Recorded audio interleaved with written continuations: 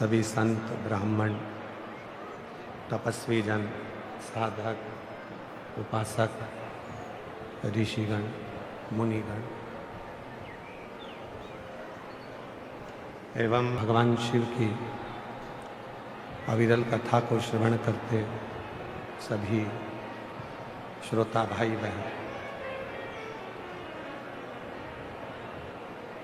कथा के आयोजक चंदी राय,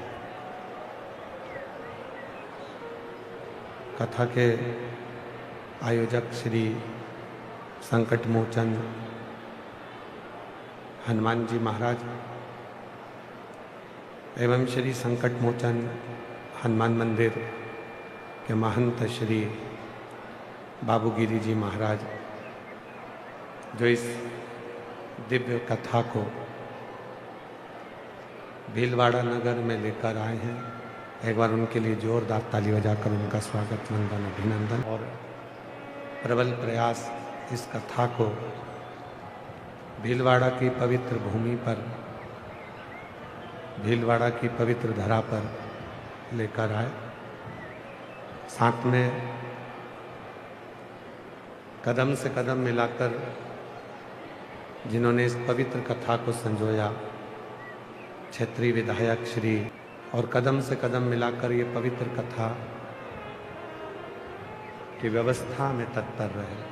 एक बार उनके लिए भी जोरदार ताली बजाकर उनका साधुवाद। एवं श्री शिव महापुराण कथा समिति भीलवाड़ा राजस्थान, जहाँ की पवित्र भूमि पर भीलवाड़ा की ये पवित्र समिति इस पवित्र शिव पुराण की कथा को दिव्यता और भव्यता के साथ में आयोजित कर भगवान शिव ओगरदानी त्रिकालदर्शी कैलाशी अविनाशी, जिनकी पवित्र कथा संपूर्ण जनमानस को एक ऊर्जा प्रदान करती है। भीलवाड़ा नगर, जहाँ के प्रत्येक क्षेत्र में भगवान शिव ही विराजमान है। थोड़ी थोड़ी दूरी पर यदि आप जाएंगे भीलवाड़ा में,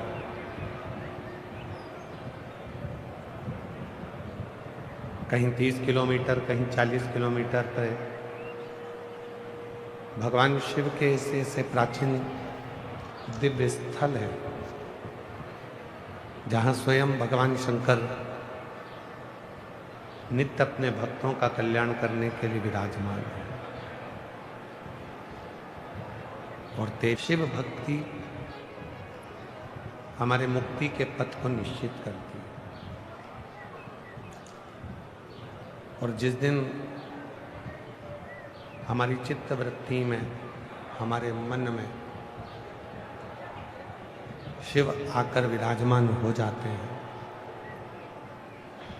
उस दिन हमारे जीवन की सारी तकलीफें, सारे कष्ट, हमारे जीवन के जितने भी दुख हैं, कष्ट हैं, तकलीफें हैं, वो सब शिव की हो जाती है।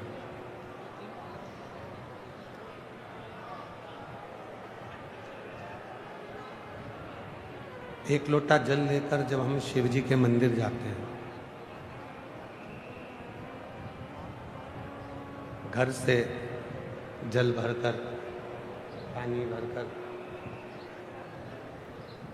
लोटे में जल लेकर जब हम भगवान शंकर के मंदिर में पहुंचते हैं, शिव को जल चढ़ाने के लिए, भगवान शंकर को जल समर्पित करने के लिए, भरा हुआ पात्र लेकर, लोटा लेकर, भरा हुआ पात्र लेकर, लोटा लेकर, जल लेकर जब हम शंकर जी के मंदिर में पहुंचते हैं और वहाँ जल समर्पित करते हैं,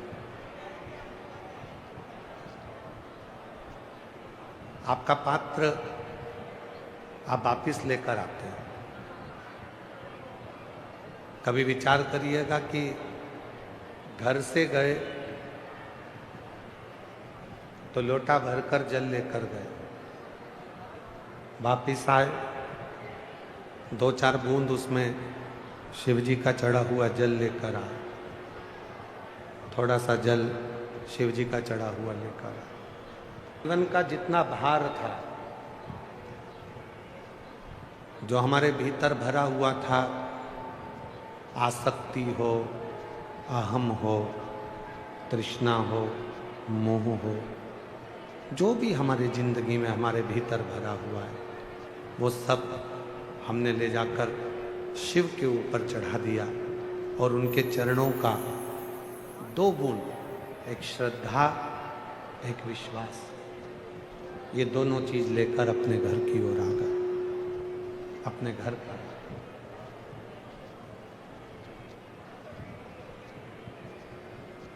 शिव तुमसे तुम्हारा धन, तुम्हारी दौलत या तुम्हारी संपदा शिव कभी नहीं मांगते। भगवान शंकर आपसे कभी धन और दौलत या संपदा कभी नहीं मांगते। भगवान शिव यदि आपसे मांगते हैं तो केवल एक सच्ची भक्ति और एक विश्वास।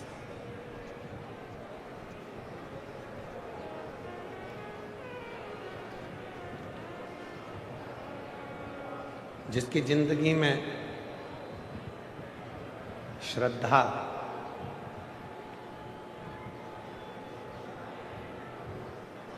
और विश्वास, ये 2 चीजें प्रबल नहीं हैं, उसकी जिंदगी में बहुत अड़चन है, नहीं हो सकता, वो जीवन में कभी सक्सेस नहीं हो सकता, क्योंकि उसके जीवन में ना श्रद्धा है, ना उसके जीवन में विश्वास।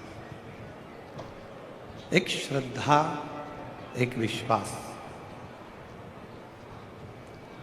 और दोनों रामचरितमानस में तुलसी बाबा ने कहा, शंकर विश्वास रूपिणो, और पार्वती जी के लिए कहा श्रद्धा। कि शिव मंदिर में जाकर केवल आप जल नहीं चढ़ा रहे हैं, शिव जी के मंदिर में जाकर आप विश्वास को दृढ़ कर रहे हैं। शिव मंदिर में जाकर केवल आप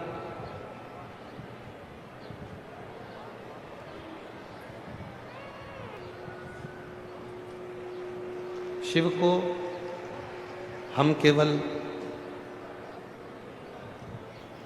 शिव के पास में जा रहे हैं, भगवान शंकर के नजदीक जा रहे हैं, शिव जी की शरणागति में जा रहे हैं, भगवान शंकर के पास जा रहे हैं, तो एक विश्वास और एक श्रद्धा, 2 चीज।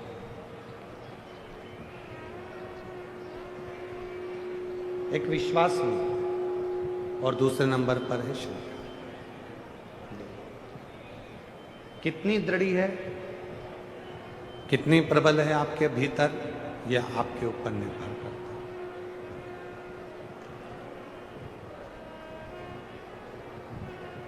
जब हम भगवान शंकर की शरणागति में जाते हैं, भगवान शिव के पास जाते हैं, भगवान शंकर के पास एक लोटा जल समर्पित करने के लिए जाते हैं, तो पूर्ण भरोसा लेकर, पूर्ण श्रद्धा लेकर जाओ।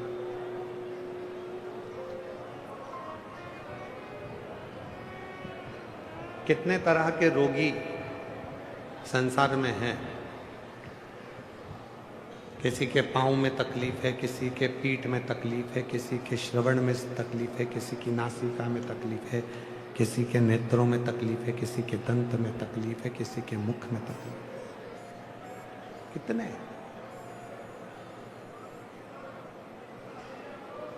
एक नेत्र का रोगी, अरे आवाज खोल दो भाई, उधर पीछे की आवाज खोलो ना पंडालों की। एक नेत्र का रोगी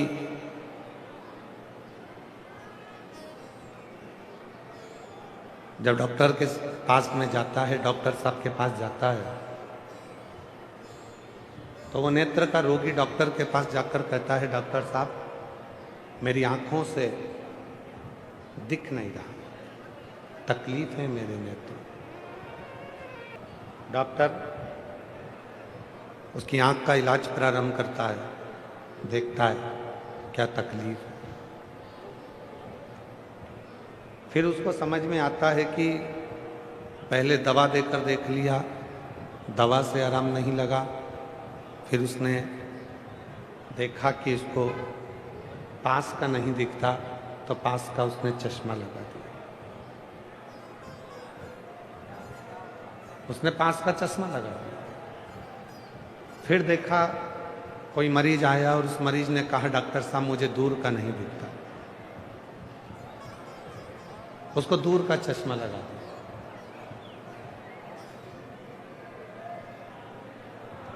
पर कोई कोई मरीज ऐसा होता है कि उसको पास का भी नहीं दिखता और दूर का भी नहीं दिखता। तो डॉक्टर इतना होशियार रहता है कि एक ही चश्मे में 2 गिलास लगाता है। ऊपर से देखोगे तो दूर का दिखेगा और नीचे से देखोगे तो पास का दिखेगा। चश्मा एक ही है, गिलास 2 हैं, कांच 2 हैं। उससे पास का भी दिख रहा है और दूर का भी दिख रहा है। पर अब आज जो कलिकाल चल रहा है, इस कलिकाल में अब चश्मे का काम खत्म हो गया, अब लेंस का काम चालू हो गया। अब डॉक्टर चश्मा नहीं लगाता, लेंस लगा देता है। उस लेंस से तुम्हें अच्छा दिखना प्रारंभ हो जाता है। वो लेंस। कितने मरीज मिले जो कहते हैं मुझे पास का नहीं दिखता, कोई कहता है मुझे दूर का नहीं दिखता। आज तक जिंदगी में एक मरीज ऐसा डॉक्टर के पास नहीं पहुंचा कि मैं बहुत दिनों से जल चढ़ा रही हूं, मुझे मेरा महादेव नहीं दिखता। वो कब दिखे? मेरे नेत्रों पर कोई ऐसा चश्मा चढ़ जाए, मेरे नैनों पर कोई ऐसा चश्मा चढ़ जाए जिससे मेरा महादेव का दर्शन हो जाए। मेरे नेत्रों पर कोई ऐसा चश्मा चढ़ जाए जिससे मुझे मेरे राम का दर्शन हो जाए। मेरे नेत्रों पर कोई ऐसा चश्मा चढ़ जाए जिससे मुझे मेरे कृष्ण का दर्शन हो जाए। डॉक्टर कह देगा वो चश्मा मेरे पास में नहीं है। पर वो चश्मा यदि कितने दुख हो, एक पत्र है देखिए,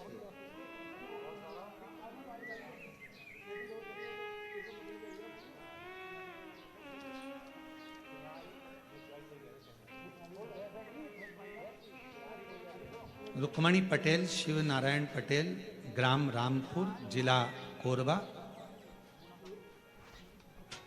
रामपुर करतला, छत्तीसगढ़ से है। 12 वर्ष तक मेरे यहाँ संतान का सुख नहीं हुआ। हमने मेडिकल टेस्ट कराया, टेस्ट बेबी करवाया, सब कुछ करवाया, पर संतान का सुख नहीं हुआ।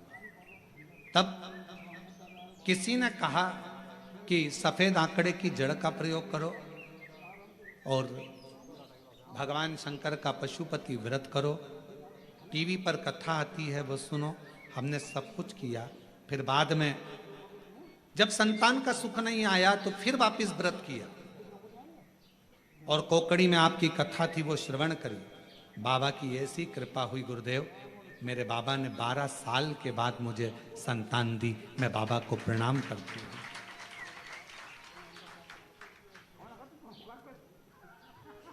एक पत्र और बड़ा सुंदर है।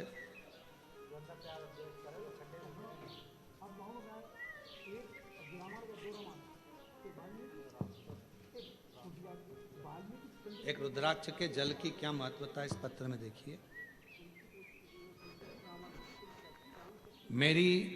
मेरा नाम श्रीमती रितु डिक्सेना, ग्राम हरदी बाजार में रहती हूँ। हरदी बाजार की पुत्र वधू हूँ। बाबा, शादी के 12 वर्ष के बाद 2023 में मेरे गर्भ में मुझे तकलीफ हुई। पहले डॉक्टरों को दिखाया तो बच्चेदानी में छाले बता दिए। फिर डॉक्टर को दिखाया तो गर्भाशय में बच्चेदानी में 7 गठाने हो गए। घबरा गए। डॉक्टर ने कहा ये गठानों की जांच होगी, मालूम पड़ेगा कि कौन सी बीमारी है। हम लोग घबरा गए। तब किसी ने कहा कि सीहोर जाकर अगर वहां का रुद्राक्ष लाया जाए, और सीहोर गए, वहां से आकर गुरुजी हमने पशुपति व्रत भी किया, रुद्राक्ष को पानी में गलाकर उसका जल पीना प्रारंभ करा, और फिर 29/5/2025 में हम बिलासपुर में फिर चेकअप कराने के लिए गए। बाबा ने ऐसी कृपा कर दी, कोई ऑपरेशन करने की जरूरत नहीं पड़ी, और बाबा की कृपा से मेरी पूरी रिपोर्टें नॉर्मल आ गई, जिन रिपोर्टों को मैं अपनी फाइल में भी लगाकर लाई हूं कि मेरी सारी रिपोर्ट बाबा ने नॉर्मल कर दी। शिव शिव है, शंकर शंकर है। किसी संत के पास, किसी साधु के पास, किसी सच्चे गुरु के पास वो चश्मा मिल जाएगा, और गुरु चश्मा नहीं लगाता, आपको गुरु चश्मा नहीं देगा। उसको मालूम है ये 2 नेत्र इसके खराब हो गए हैं, इसलिए सच्चा गुरु, जैसे शंकर जी के 3 नेत्र हैं, तो सच्चा गुरु आपको बिठाकर आपका एक नेत्र ज्ञान का खोल देगा, जिससे तुम्हें राम कृष्ण और शिव नजर आने लगेगा। सच्चा, जिसको ज्ञान चक्षु कहते हैं।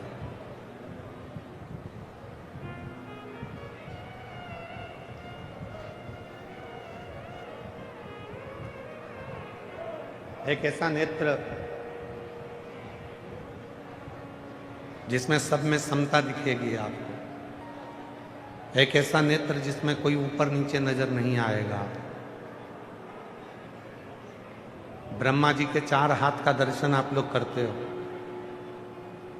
भगवान विष्णु के 4 हाथ का दर्शन आप करते हो, और कभी भी भगवान शंकर की मूर्ति का दर्शन करना तो आपको 4 हाथ का दर्शन नहीं होगा, शिव जी के 2 हाथ का दर्शन होगा। शिव जी के केवल 2 हाथ का दर्शन आपको, या तो शिव जी अपनी तप मुद्रा में बैठे होंगे, हाथ में डमरू होगा, त्रिशूल होगा, 2 हस्त मेरे शंकर भगवान अपने रखते हैं, 4 हाथ बहुत कम रखते हैं। 4 हाथ की जरूरत तो शिव जी को जब लगती है तभी वो 4 हाथ का दर्शन देते हैं, वरना मेरे भोलेनाथ अपने 2 हाथों को अपने पास में रखते हैं।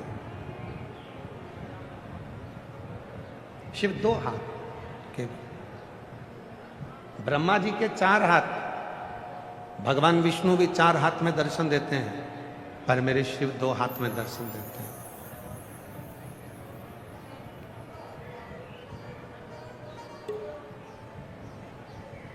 क्यों?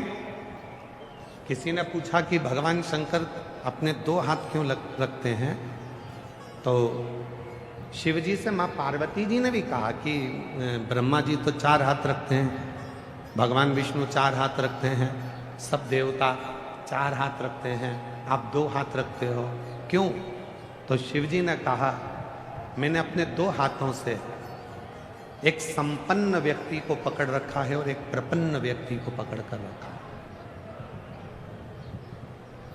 और जिसने अपनी जिंदगी में संपन्न और प्रपन्न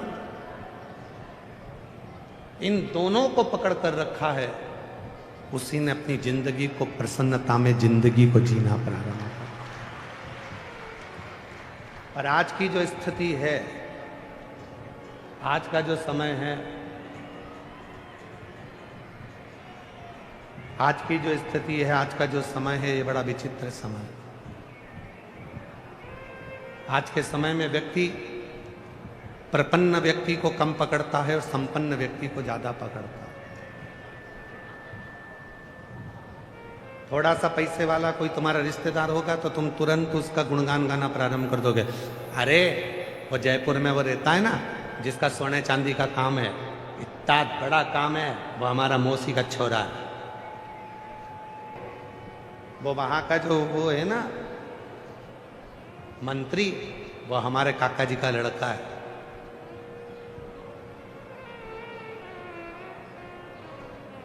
आज के समय में जितने मिलते हैं वो संपन्न व्यक्ति का परिचय देते हैं। आज तक एक व्यक्ति नहीं मिला जिंदगी में कि जो प्रपन्न व्यक्ति का परिचय देगा।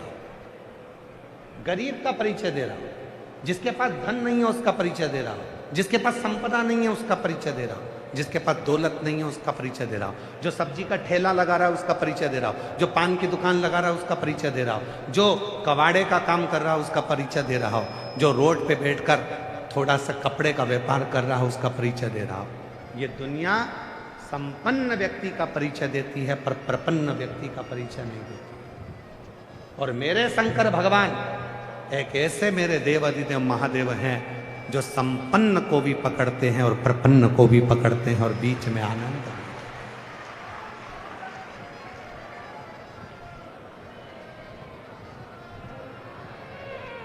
शिव यदि लंका के राजा रावण का गुरु बनते हैं, शंकर भगवान यदि लंका के राजा रावण को सोने की लंका देते हैं तो भस्मासुर को भी भस्म होने का आशीर्वाद देते हैं।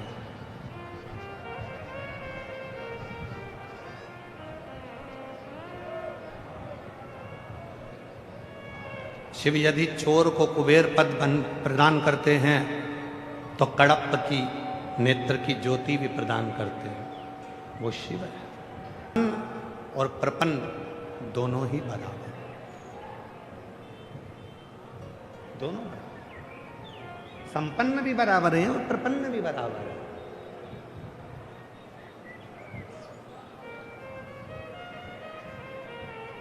तेरे लाखों दीवाने बड़े से बड़े, तेरे चरणों में कंकड़ माटी से पड़े। करोड़पति है तो भी शिव के लिए वो कंकर है, और गरीब है तो भी शिव के लिए वो कंकर है। शिव के लिए कोई बड़ा छोटा नहीं है। और मेरी जीजियों बहुत सावधानी से सुनिएगा कथा को। जयपुर में जब कथा कही थी और उसके बाद में आरणी यवतमाल में जो कथा कही थी, तो आरणी यवतमाल में कथा में कहा था शिव जी को चांदी के लोटे का जल जितना प्रिय नहीं है। सुनी थी कथा आप लोगों ने? किस किस ने सुनी थी? हाथ उठाओ जरा। आप सबको बताया था शिव को जितना चांदी के लोटे का जल प्रिय नहीं है, शिव को जितना सोने के लोटे का जल प्रिय नहीं है, शिव को जितना कांसे के लोटे का जल प्रिय नहीं है, शिव को जितना हीरे और चांदी के लोटे का जल प्रिय नहीं है, शिव को उतना तांबे के लोटे का जल प्रिय है, क्योंकि शिव ने ही उस तांबे को वर प्रदान किया।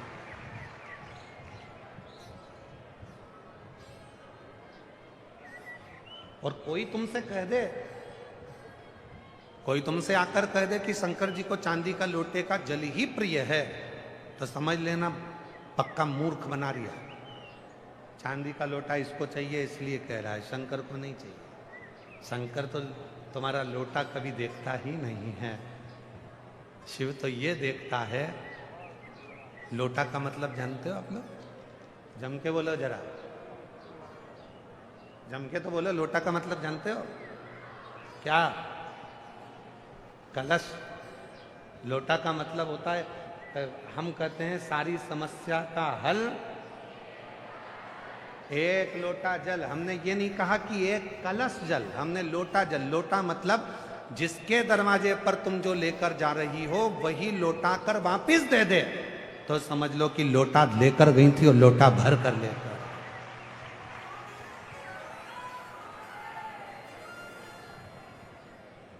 हमने कलश नहीं कहा। अपने जीवन में जितनी शिव महापुराण की कथा करी है 30-32 सालों में, उन पूरी कथाओं में केवल एक ही बात कही कि सारी समस्या का हल एक लोटा जल। लोटा का मतलब है देना और लोटा कर वापिस।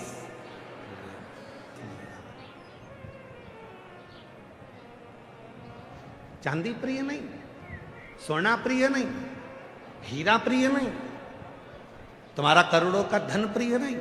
शिव की प्रियता है, शिव की प्रियता।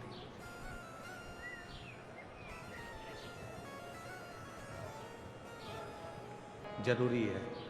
शिव महापुराण की उमा संहिता कहती है अगर तुम्हारे भाव शुद्ध है तो तुम्हारे घर का जल जैसे ही शिव को चढ़ता है वैसे ही वो गंगा जल बन जाता है, यमुना जल बन जाता है, भी गंगा जल बन जाएगा। उसको छू के, उसका स्पर्श कर, उसको छुएगा और वो गंगा जल बन जाएगा।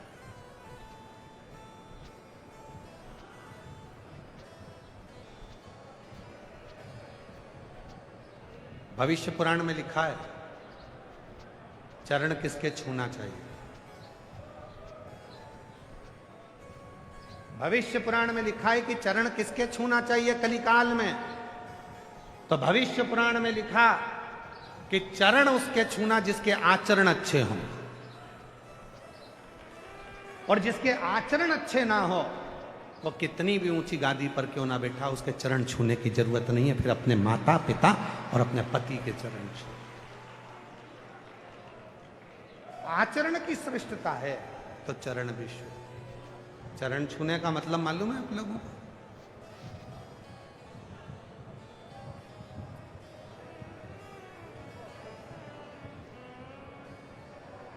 चरण छूने का मतलब है जिसके भी हम चरण छू रहे हैं, वैसे तो आप लोगों से निवेदन है हमेशा याद रखो केवल घर के बुजुर्गों के, माता पिता के और अपने पति के, अपने पति के चरण छू लिया।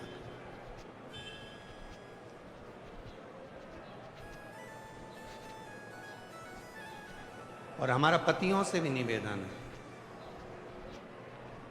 तुम क्यों हंस रही हो? हम तो कुछ बोल ही नहीं।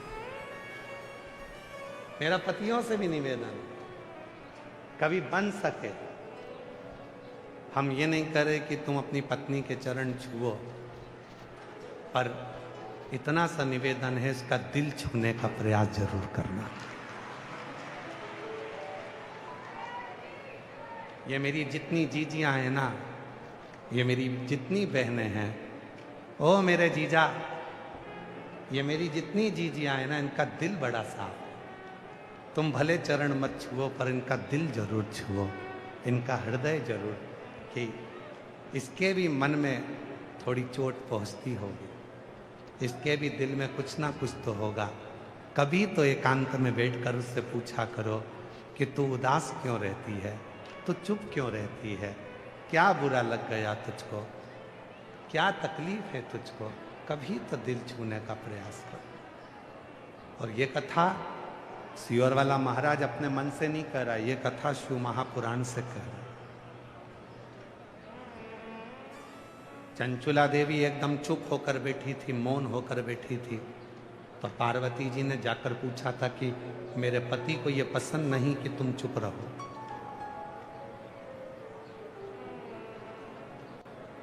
ये मेरे पति को पसंद नहीं। महाराज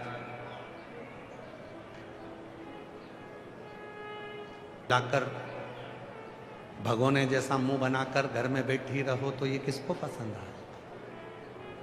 प्रसन्न रहिए।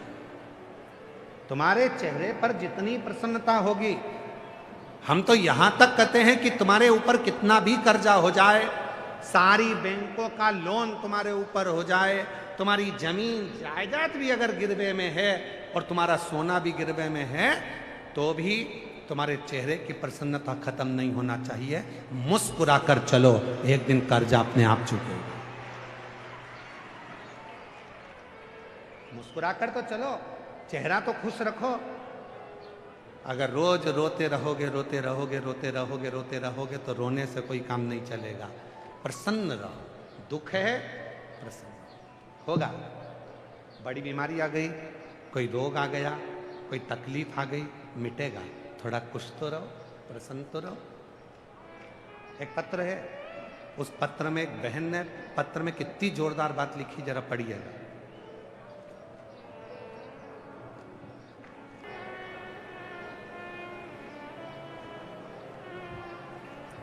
मेरा नाम ममता ठकुराल, नकुल ठकुराल, मेरा मोबाइल नंबर ये है। गुरुदेव, कोटि कोटि प्रणाम करती हूँ।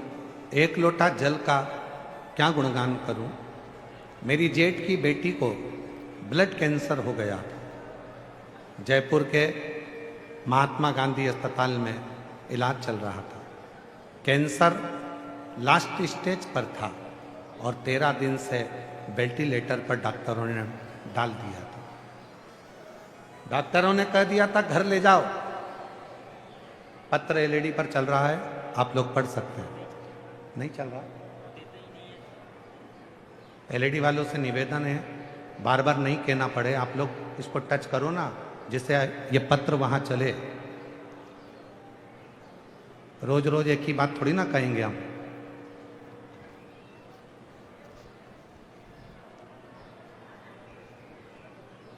एक लोटा जल का मैं क्या गुणगान करूं। मेरी जेठ की बेटी को ब्लड कैंसर हो गया था। जयपुर के महात्मा गांधी अस्पताल में इलाज चल रहा था। कैंसर लास्ट स्टेज पर था। 13 दिन से वेंटिलेटर पर थी। डॉक्टरों ने मना कर दिया था, घर ले जाने को बोल दिया था। गुरुदेव, मेरा मन बिल्कुल नहीं मान रहा था। मैंने मेरे जेठ जी से बोला कि किसी शिव मंदिर में जाके बाबा को एक लोटा जल चढ़ाना प्रारंभ करो और बेटी से कहो कि वो प्रसन्न रहे, खुश रहे। जितनी वो खुश रहेगी, उसके मन में ये विचार कर ले कि कैंसर नहीं है तो एक दिन कैंसर समाप्त हो जाए। गुरुदेव, वेंटिलेटर पर पड़ी हुई बेटी को उसके पिताजी जल लगाकर आते शिवजी का चढ़ा हुआ और बाबा के भरोसे बस एक ही काम करते कि श्री शिवाय नमस्तुभ्यम उसके कानों में कहते। 3 दिन नहीं हुए और बेटी को वेंटिलेटर से नीचे उतार दिया। गुरुदेव, बाबा की ऐसी कृपा हुई, 3 दिन में वेंटिलेटर से नीचे उतार दिया। पूरा की पूरा स्टाफ हैरान हो गया कि ये कैसे वेंटिलेटर से उतर गई, ये तो लास्ट स्टेज पे थी। पर बाबा की ऐसी कृपा हुई गुरुदेव, आज पूरी तरह से वो स्वस्थ हो गई। आपका एक कहना माना। आप कहते हो कि बड़ी से बड़ी बीमारी हो जाए तो भी अंदर से सोचना कि मुझे कोई बीमारी नहीं है, तो एक दिन बाबा उस बीमारी को समाप्त जरूर कर देता है। और वही आज मैं बाबा को यहाँ प्रणाम करने के लिए आई हूँ। मेरा नाम ममता ठकुराल, नकुल ठकुराल मेरा मोबाइल नंबर ये है। मैं बाबा को यहाँ प्रणाम करने के लिए। एक पत्र, आशा अपूर्वा टेलर, भीलवाड़ा, बापू नगर निवासी हूँ। मेरा बुटीक वर्क है, सिलाई को। गुरुदेव, कोविड के दौरान मुझे ब्लड कैंसर हो गया था। मेरा इलाज दिल्ली के एम्स हॉस्पिटल में चल रहा था। बचने की कोई उम्मीद नहीं थी। 4 कीमो हो चुके थे। डॉक्टर ने कह दिया था कि अंतिम है और इसका स्वास्थ्य सुधर नहीं रहा। डॉक्टर ने हाथ ऊंचे कर दिए। जब सब दूर से हार गए, तब मेरी ननंद नंदोई ने कहा, वो सीहोर वाला बाबा कहता है कि शिव के मंदिर में अगर एक फुलेरा बांधा जाए और बेलपत्र चढ़ी हुई सिराने पर रखी जाए, आराम लगना प्रारंभ होता है। और मेरे परिवार वालों ने शिव का नाम लेकर, कुंदकेश्वर का नाम लेकर वही किया। और आज 5 वर्ष हो गए, मैं पूरी स्वस्थ होकर बाबा की कृपा से अपना बुटीक चला रही हूँ और शिव की कृपा से मैं स्वस्थ हूँ। शिव की कृपा। कहीं बैठी हो, आशा अपूर्वा टेलर, भीलवाड़ा, बापूनगर निवासी, कहीं बैठी हो तो आ सकती हो। शिव तत्व किसको कहते हैं? भगवान शंकर की पवित्र कथा किसको कहते हैं?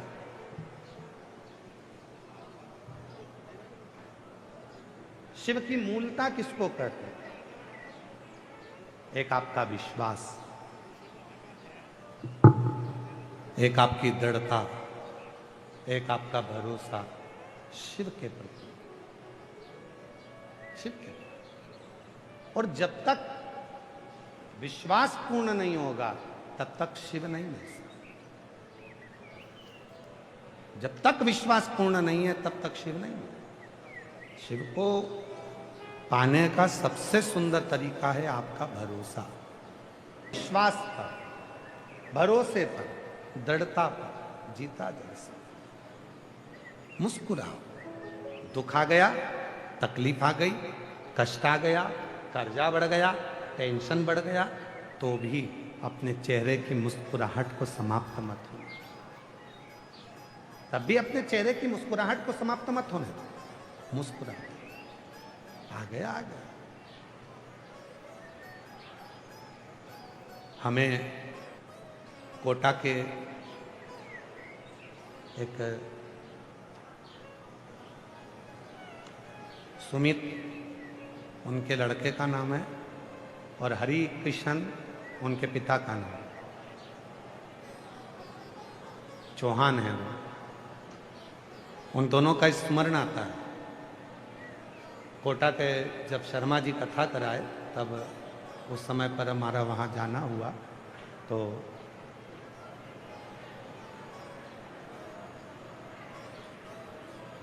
शर्मा जी से जब मुलाकात हुई तो चौहान परिवार से भी मुलाकात हुई। और चौहान परिवार ने जब बताया कि गुरुजी 19 साल हो गए हमारे यहाँ औलाद नहीं, तो हमने कहा कि हम तो ऐसे कुछ बताते नहीं हैं और हम कुछ जानते भी नहीं, हमें मालूम भी नहीं है और ना हम कुछ जानते। पर इतना जरूर है, आप अपने मन से निकाल दो कि मेरे घर में 19 साल हो गए और औलाद नहीं है। आप आज से ही अंदाजा लगा कर बैठो, आज से आपकी चित्तवृत्ति में यह अंदाजा लगा कर बैठ जाओ कि मेरे घर में 4 महीने के अंदर, 3 महीने के अंदर मेरा भोलेनाथ मेरे घर में मेरी पत्नी की गोद में औलाद दे देगा। बस इतना अंदाजा।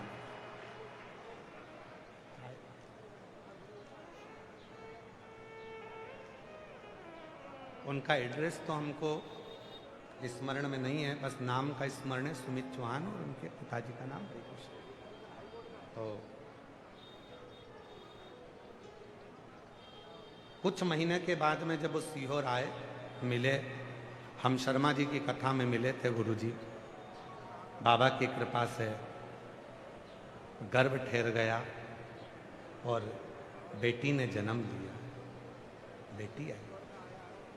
हमने कहा, डॉक्टर कह दिए थे कि नहीं होगा, लोगों ने मान लिया था नहीं होगा, पर आपने सोच लिया। और यहाँ कितनी मेरी जीजियां बैठी हैं, कितने मेरे जीजा बैठे हैं, जितनी मेरी जीजियां, जितने मेरे जीजा बैठे हैं, अगर तुम्हारे घर में भी भले कर्जा हो गया, टेंशन आ गया, बीमारी आ गई, या तुम्हारे गर्भ से बच्चा नहीं है, तो भी तुम आज शिव महापुराण की कथा से यहाँ की मिट्टी को आरती के बाद अपने हृदय से लगाकर ये विश्वास कर कर जाना कि 3 महीने में मेरा बाबा मेरा दुख मिटा देगा और मेरे घर में खुशियां लाएगा। तो लाए, वो खुशियां लाकर देगा, आए 3 महीने। कृपा का क्या ये भरोसा, कब किस पर हो जाए, जरा सी हम पर कर दो, जरा सी हम पर कर दो। तेरी कृपा आपके भतीजी के यहीं पर कैंसर हुआ था, बाबा की कृपा से पूरी ठीक हो गई है। एक बार जोरदार ताली बजाकर स्वागत करिए।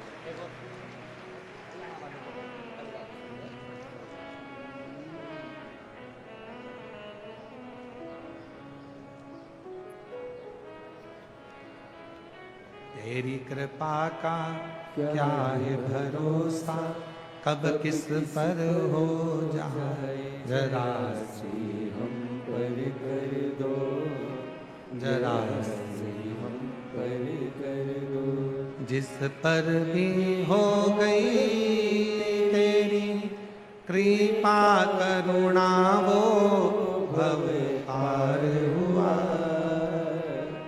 भव पार हुआ। पापी हो चाहे जितना, उसका भी बाबा उद्धार हुआ, उद्धार हुआ। गिद्ध अजामिल गणिका जैसे तेरे मन को भाई, जरा सी हम पर कर दो, जरा सी हम पर कर दो। तेरी कृपा का क्या है भरोसा, कब किस पर हो जाए, जरा सी हम पर कर दो, जरा सी हम पर कर दो। एक विश्वास, हे दुख कटेगा, तकलीफ आई कटेगा, कष्ट आया कटेगा, संकट आया मिटेगा। शिव तुम्हारे धन से प्रीति नहीं रखता, शिव तुम्हारे मन से प्रीति रखता। शुद्ध भाव चाहिए, शुद्ध।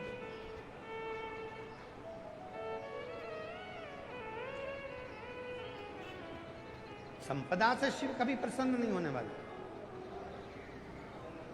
जो लड़के लड़कियां कहते हैं कि मैं सीए की पढ़ाई कर रही हूं और मेरा क्लियर नहीं हो रहा, जो बच्चे कहते हैं मेरी सरकारी जॉब नहीं लग रही, जो बच्चे कहते हैं मेरी नौकरी नहीं लग रही, उनको हम कहते हैं कि एक बार शिव महापुराण की कथा पर भरोसा कर कर मेहनत को 4 गुना करो, परिश्रम 4 गुना करो, 10 जगह का एग्जाम दो और अपनी पढ़ाई को बढ़ाओ। और जब एग्जाम देने जाओ तो बेलपत्री की बीच वाली पत्ती पर शहद लगाकर फिर जाओ और बाबा को साथ विचार कर कर जाना, बाबा सब सफलता क्यों नहीं देगा।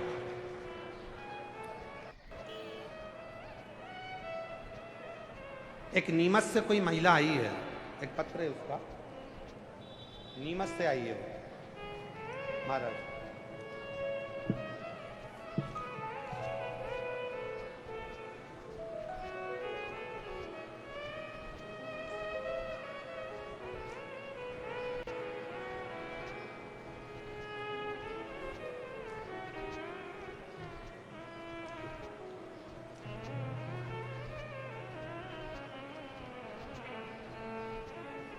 अब जरा पत्र को देखिएगा, एलईडी पर पत्र पढ़िए और आस्था चैनल पर पत्र पढ़िए, जरा ध्यान दीजिएगा। मेरी पड़ोसी आपकी कथा सुनने आ रहे थे, तब मेरे पड़ोसी ने मुझसे कहा कि हम कथा सुनने भीलवाड़ा जा रहे हैं, क्या तुम चल रही हो? मैंने मेरे पड़ोसी के कहा यदि मेरा भोले बाबा मुझे बुलाने वाला होगा तो निश्चित है भीलवाड़ा की कथा में कोई बाबा ऐसी कृपा कर देगा कि मैं भीलवाड़ा पहुंचूंगी। मेरी 2 कामना है, बस बाबा वो पूरी कर दे। जब तक नहीं करेगा कथा के पंडाल में बैठ के कथा सुनूं, जब पूरी करे मैं अपने घर पर बैठकर कथा सुनूं और बाद में पंडाल पर पहुंचूं। गुरुदेव, आज बाबा को धन्यवाद देने के लिए आई हूं। बाबा से मैंने 2 वर मांगे थे, केवल टीवी के सामने बैठकर। जो मेरी बेटी ने एग्ज़ाम दिया है वो, और मेरी छोटी बेटी ने जो एग्ज़ाम दिया है वो, दोनों का रिजल्ट उनके पक्ष में आ जाए। आज बाबा को धन्यवाद देने के लिए आई हूँ। मेरी बड़ी बेटी पूनम का रिजल्ट आ गया 9/4/2026 को मेरी बेटी मध्य प्रदेश पुलिस में सिलेक्ट हो गई। गुरुदेव, मेरी छोटी बेटी आईटी सेक्टर में उसको भी जॉब मिल गया। मैं बाबा को आज कथा में पंडाल में केवल प्रणाम करने के लिए आई हूँ। एक दिन में मेरे बाबा ने वो कर दिखाया जो दुनिया में कोई नहीं कर सकता। 9 तारीख को ही मेरी बड़ी बेटी को भी मिला और 9 अप्रैल 2026 को ही मेरी छोटी बेटी को भी मिला। आज मैं उनको प्रणाम करने, राजेंद्र जी यादव कहीं बैठे हों तो आ सकते हैं, जिन्होंने पत्र लिखा है 9/4, राजेंद्र यादव कहीं बैठे हों तो आ सकते। राजेंद्र, एक शिव पर करा भरोसा, शिव पर किया विश्वास, शिव पर करी दृढ़ता आपको फलित होती है। किस भरोसे पर है? आज आप मेरी जितनी जीजियां बैठी हैं, जितनी मेरी बहनें बैठी हैं, जितनी मेरी बेटियां बैठी हैं, जितने बेटे बैठे हैं, जितने मेरे बुजुर्ग माँ बाप बैठे हैं, दड़ी बनकर जाना। आज भीलवाड़ा की भूमि पे मैं इस कथा के पंडाल से आज मेरे बाबा को अपने मन की बात, आरती होने के बाद वहाँ की मिट्टी को अपने हृदय से लगा कर कह कर जाना, शंभू बहुत तकलीफ में हूँ, तू चल मेरा दुख मिटा। मेरी औलाद नहीं तू औलाद दे, कर्जा हो गया तू चुका दे। बाबा मेरी हिम्मत मत कम करने देना। बाबा को अपने मन का भाव कहकर जब तुम जाओगे, 3 महीना तो क्या, 1 दिन में भी वो चमत्कार कर कर रख देता है। इसी कृपा ऐसे दयालु नाथ से रिश्ता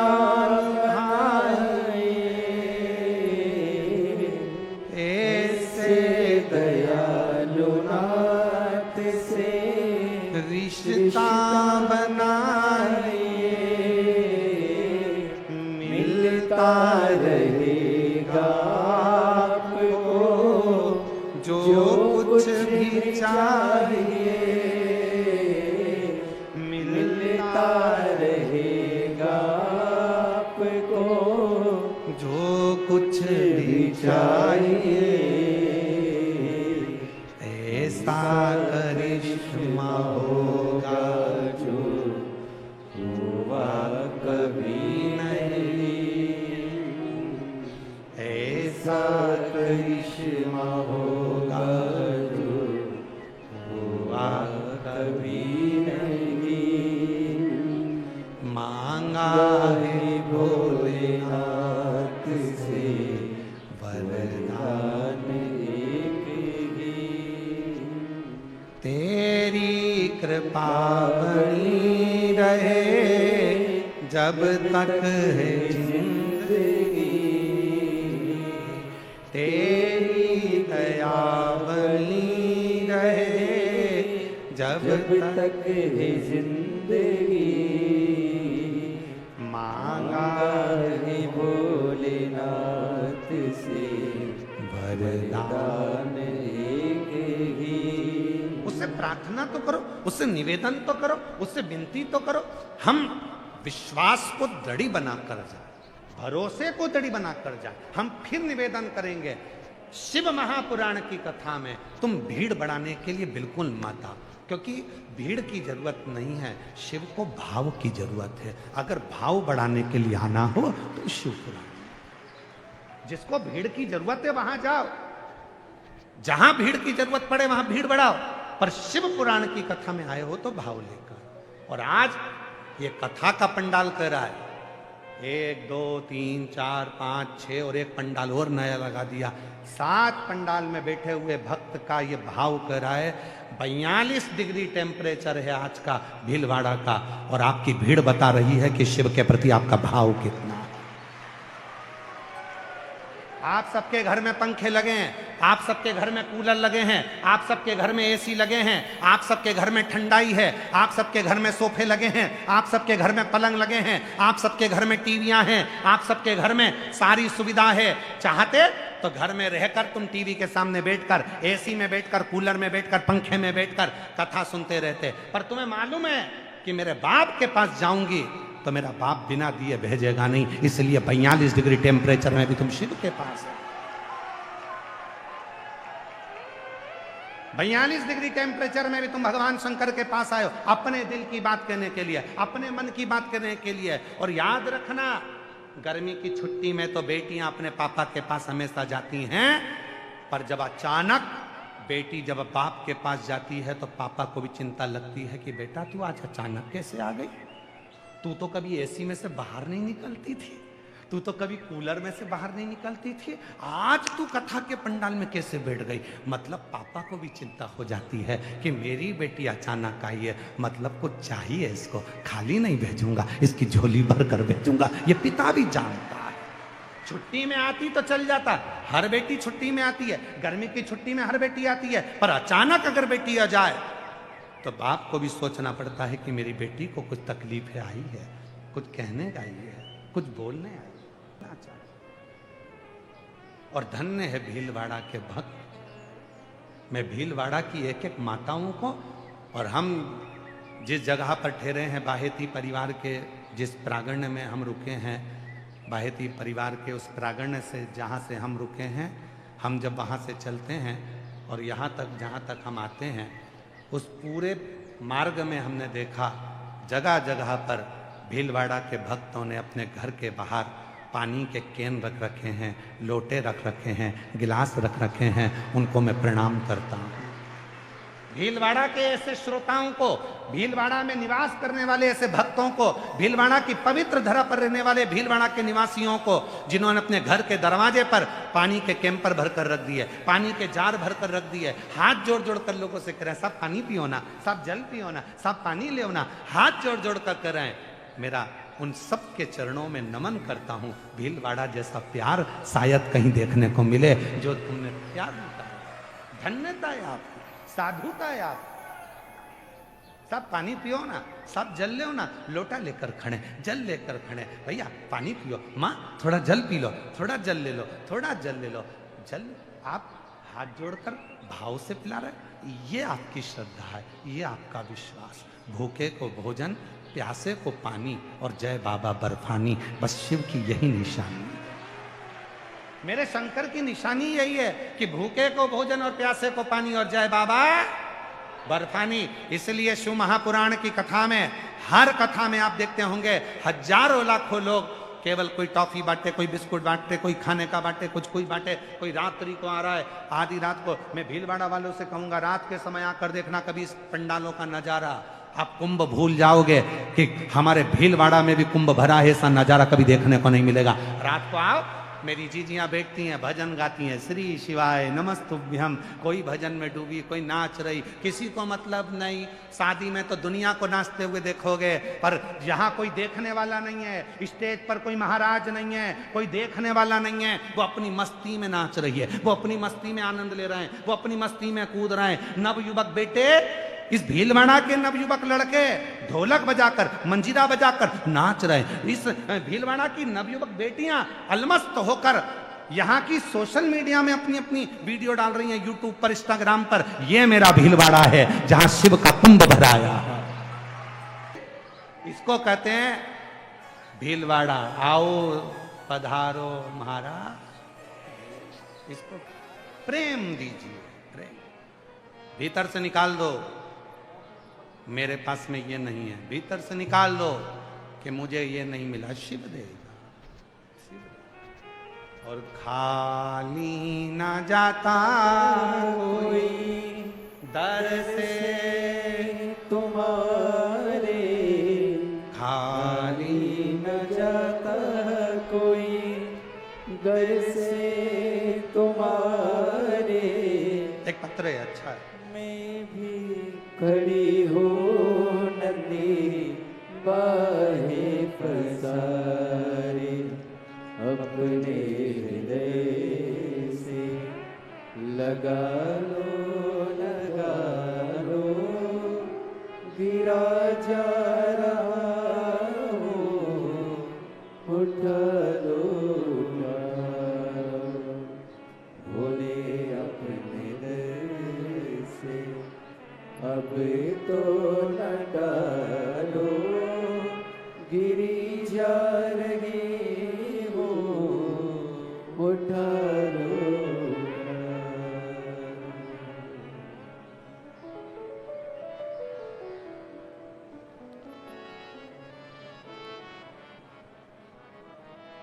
मैं भीलवाड़ा राजस्थान की रहने वाली हूँ। भगवान सिंह भंवर कंवर, जवाहर नगर, भीलवाड़ा, मोबाइल नंबर मेरा ये है। पत्र को पढ़िएगा। मेरी बच्ची की शादी थी गुरुदेव, मेरा मकान बिक गया। बेटी की तो जैसे तैसे शादी भी की, फिर किराए के मकान में रहने। एक मेरी बहन जो इंदिरापुरम गाजियाबाद में रहती है, उसने बोला कि जीजा आप टीवी पर सियोर वाला प्रदीप मिश्रा कथा करता है, शिव पुराण कथा आती है, उसे सुनो। फिर मैं मेरे दोनों बच्चे को रोज जल चढ़ाने के लिए भेजती और टीवी पर कथा सुनती। हम चारों ने भोलेनाथ को सब कुछ मान लिया और मेरा बड़ा बेटा सरकारी नौकरी की तैयारी करने लगा। गुरुदेव आपके कहने पर, कथा पर इतना भरोसा कर लिया कि हम पति पत्नी और हमारे दोनों बच्चे शिव को ही मानने लगे। सब शंकर के भरोसे छोड़ दिया। गुरुदेव पशुपतिनाथ का व्रत किया। एक दिन मेरी अचानक मेरी बहन का फोन आया और पहली कथा 23 मार्च 2023 में नोएडा में सुनी। नोएडा की भूमि पर वहाँ कथा सुनकर वहाँ की मिट्टी को मेरे बड़े बच्चे ने और मेरी बच्ची ने, सबने, मेरे बेटे ने अपने हृदय से लगाया। बाबा से विनती करी कि हम दोनों की सरकारी नौकरी लग जाए। हमने भी बाबा से नोएडा में बाबा से विनती करी। मेरा बेटा आपके कहने पर, आप कहते हो मेहनत को 4 गुना करो। मेरे बेटे ने सरकारी नौकरी की तैयारी करना प्रारंभ कर दी और बाबा की ऐसी कृपा हो गई। आज मेरा बड़ा बेटा इंडियन एयरफोर्स में भारतीय वायुसेना में लग गया। मैं बाबा को प्रणाम करने के लिए आई हूँ। और गुरुदेव बाबा की ऐसी कृपा हो गई कि मेरा छोटा बच्चा बाबा की कृपा से इंडियन आर्मी में लग गया। मैं बाबा को धन्यवाद देने के लिए आई हूं। आज मेरे दोनों बच्चे बाबा की कृपा से सरकारी नौकरी में लग गए। ये शिव तत्व है, ये शंकर है, ये शिव की उदारता है। ये एक प्रेत की भी गति रुद्राक्ष धारण करने वाले जीव से हो जाती है। माताएं कहती हैं कि रुद्राक्ष पहनना चाहिए, क्यों नहीं? हम तुलसी की माला पहने कि रुद्राक्ष पहने, दोनों पहनो, कोई दोष तो नहीं लगेगा। कहां लिखा कि तुलसी पहनने वाले को रुद्राक्ष नहीं पहनना चाहिए, रुद्राक्ष पहनने वाले को तुलसी नहीं पहनना चाहिए? जब भगवान राम भगवान शंकर जी की आराधना करते हैं और शंकर जी भगवान राम की आराधना करते हैं, तो दोनों के लिए समता है। किसी के लिए ना तुलसी से बैर ना रुद्राक्ष से बैर, दोनों धारण कर सकते। गले में एक रुद्राक्ष का मन का आपके जीवन में ना जाने कितनी व्याधियों से, कितने दुखों से तुमको निकाल देता है। शिव शिव एक रुद्राक्ष यदि गले में पड़ा हुआ है, एक रुद्राक्ष यदि हम उसका जल पी रहे हैं, एक रुद्राक्ष हमारे घर में हम रख रहे हैं, उसका जल पी रहे हैं, या हमारे गले में धारण कर कर रख रहे हैं, उसका फल आ जाए हमको मिलता जरूर। शिव कृपा, शिव करुणा। एक छोटा सा रुद्राक्ष गले में पड़ा रहने, डले रहने, कितनी कितनी तकलीफों से, कितने कितने दुखों से, कितने कितने कष्ट से वो रुद्राक्ष आपको निकाल देता है, कितने कष्टों से।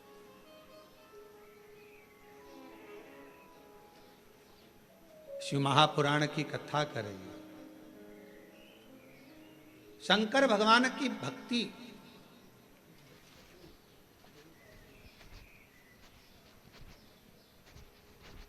किसी का भला करने में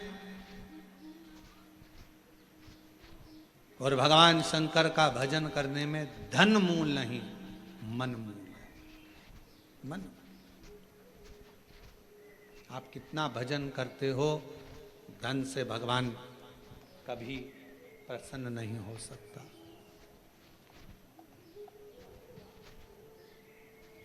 धन से भगवान कभी प्रसन्न नहीं, आडंबर से भगवान कभी प्रसन्न नहीं हो सकता। क्या था माता पार्वती जी के पास में? जिस समय मां पार्वती जी की अवस्था 6 वर्ष की हो गई और मां पार्वती जी अपना भवन छोड़कर वन में चली गई अपनी सहेलियों के साथ, एक गुफा में प्रवेश कर गई माता पार्वती जी। छोटी सी गुफा में रहकर माता पार्वती जी ने तप साधना प्रारंभ कर दी। क्या था पार्वती जी के पास में? ना मां पार्वती जी हिमालय राज की नगरी से ना पात्र लेकर गई थी, ना पूजन का कोई सामान लेकर गई थी।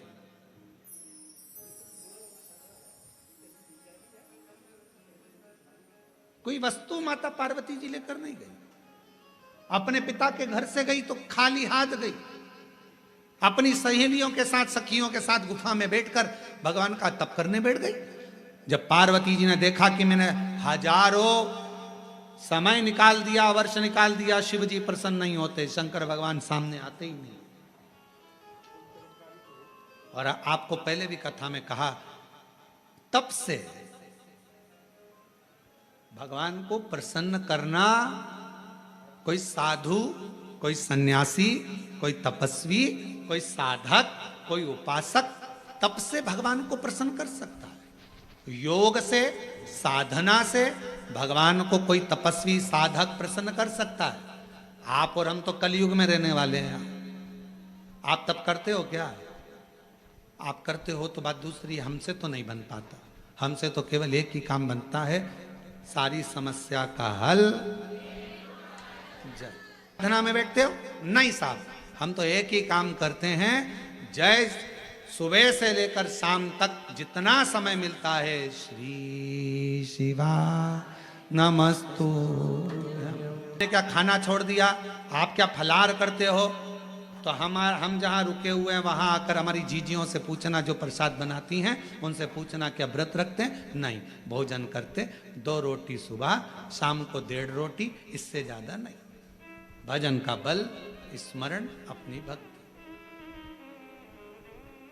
और छत्तीसगढ़ आते हैं तो चावल जरूर खाते हैं, वो जरूर पाते हैं। बाकी की जगह पर अगर कथा करने जाते हैं तो अपना सुबह का 2 रोटी है, शाम की 1.5 रोटी है, चावल प्रसाद भी नहीं लेते। कोई बाजार का तुम्हारा मीठा वीठा कुछ आप पूछिएगा, जो प्रसाद बनाते हैं कोई मीठा वीठा बाजार का नहीं, कोई चीजें नहीं, केवल साधारण भोजन, बाबा का भजन और आनंद। इससे ज्यादा क्या करना? भक्ति करो, भजन करो, स्मरण करो, कीर्तन करो, मंत्र जाप करो। श्री शिवाय नमस्तुभ्यम जपते जपो। जितना भजन कर सकते हो उतना करो, जितना मंत्र जाप कर सकते हो उतना।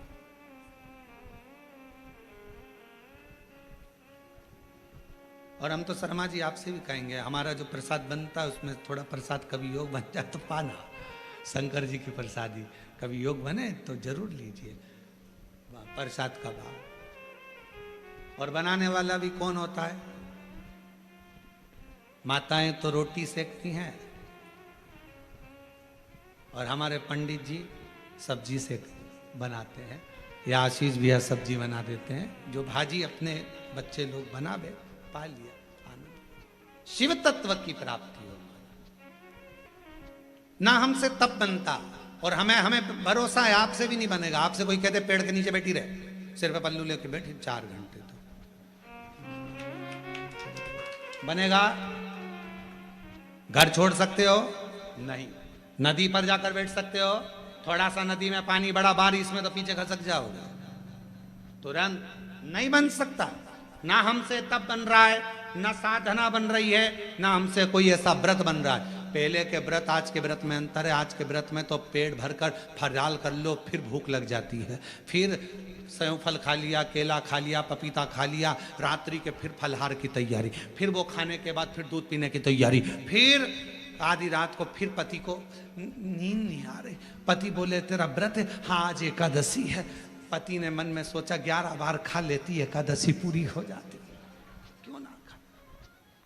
व्रत नहीं, ना हम तप कर पा रहे, ना साधना कर पा रहे, ना व्रत कर पा रहे कली काल में। इसलिए तुलसीदास बाबा ने लिख दिया कलयुग केवल नाम धारा। इसलिए तुलसी बाबा ने लिखा कलयुग में कुछ नहीं बने तो एक काम करो, राम राम राम राम जपते रहो, शिव नाम जपते रहो, कृष्ण नाम जपते रहो। तुम्हारे दिल में जो बैठ जाए, जिसका तुम भजन कर सकते हो उसको भजो। भगवान का भजन करने में मन लगा लो। तुम जितना जपोगे आडंबर से दूर रहोगे, तुम जितना जपोगे सबसे दूर रहोगे। इसलिए कलिकाल में एक नियम बना लिया, सारी समस्या का हल जल। फुर्सत मिले 2 मिनट जाओ, शंकर जी को जल चढ़ाओ। अपने शिव के लिए अगर तुम 2 मिनट का समय मंदिर जाने का निकाल लोगे तो भगवान शंकर भी अपने समय में से तेरा दुख हरने के लिए तेरे दरवाजे पर आकर खड़ा हो जाए। समय निकालो। आजकल का जमाना यही है, तुम किसी के यहाँ जाओगे तो कोई तुम्हारे यहाँ बोलो तो आएगा। बहन के घर शादी में जाओगे तो बहन तुम्हारे घर शादी में, तुमने अपनी बहू को भेज दिया तो वो भी बहू को भेज देगी। और तुम्हारे जाने में और बहू के जाने में अंतर है। बहू शादी में जाती है, काम वाम नहीं करती, कुर्सी पर डेंटिंग पेंटिंग करके बैठ जाती है। काम करेगी क्या? नहीं। मौसी सास की आई है, फैलारा पड़ा है तो पड़े रहने दो, सामान पड़ा है तो पड़े रहने दो। पर बहन के घर शादी में बहन जाती है, जितना सामान आता है, कपड़े आए, मायरे का सामान आया, सारा सामान संभालती है। मिठाई के डब्बे इधर रखेगी, बर्तन उधर रखेगी, सामान उधर रखेगी, बहन संभालेगी, बहू नहीं। अब तुम्हारे यहाँ शादी में तुमने बहू को भेजा तो उसने भी बहू को भेज दिया। तुम आती तो वो भी, तुमने संभाला तो वो भी संभालती। हमारी जीजी ने हमारे यहाँ काम संभाला था भैया, उसके घर काम आया है, हम भी जाके संभालेंगे क्योंकि हमारी बहन ने हमारे यहाँ संभाला था। उसी तरह जैसे तुम अपने रिश्तेदार को शादी में भेजते हो तो वो अपने रिश्तेदार को भेजता है। अब तुमने कह दिया मम्मी कथा हो रही है तुम चली जाओ, तो भगवान भी कह देगा जब अंतिम समय आएगा, ये मरने वाली है, यमराज तू चले जा, तू चले। और अंतर देखिए, बहन आती तो काम करती, भगवान आता तुझे लेने के लिए भोलेनाथ तो नंदी पर बिठा कर ले जाता, डमरू बजाता बजाता देवराज ब्राह्मण को लेकर गया था, नंदी पर बिठा कर, नरसिंह जी को बैठा कर लेकर गया था। और अगर यमराज आता है तो नंदी पर काय पर बिठा के ले जाता है? नहीं, पाड़े की पूंछ से बांध कर ठोकता ठोकता, दे धम दे धम दे धम। खूब मोबाइल पे झूठ बोली थी, दे, खूब दिया। दिन भर चैटिंग में लगी रहती थी, दे। जरा सा कोई गलत लिखता था फेसबुक पे और कमेंट्स करती थी, दे। उंगली पर रखेंगे और दोचेंगे, इसी से चलाती थी खूब व्हाट्सएप। दोचो, चिल्लाएगी, क्षमा कर दो, मुझे माफ कर दो, एक बार वंस मोर फिर जन्म दे दो, मोबाइल नहीं चलाऊंगी, और चलाऊंगी तो शिव पुराण देखूंगी, फिर कुछ नहीं देखूंगी। भगवान बोले शिव पुराण की आड़ में चैटिंग करती रहती, दे, दे धर के, फिर मारा लपक के, फिर दो, खूब दुबेरा। चलते चलते फिर याद आया, मेरी नीले कलर की साड़ी एक बार भी नहीं पहनी। यमराज से कहा, भगवान प्लीज क्षमा कर दो, बहुत दुख हो रहा है मुझे। भगवान ने पूछा, किस बात का दुख हो रहा है? अलमारी में 3 नंबर के ब्लॉक में नीले कलर की साड़ी रखी है, उसकी फाल लगवा ली थी, चोली भी बनवा ली थी, बस पहन नहीं पाई। मुझे एक बार मौका दे दो, मैं पहन लूं। और हमारे मोहल्ले में नया पार्लर खुला है, उसके पास एक बार भी नहीं गई, कृपा करो। यमराज ने फिर दिया धर के, चल।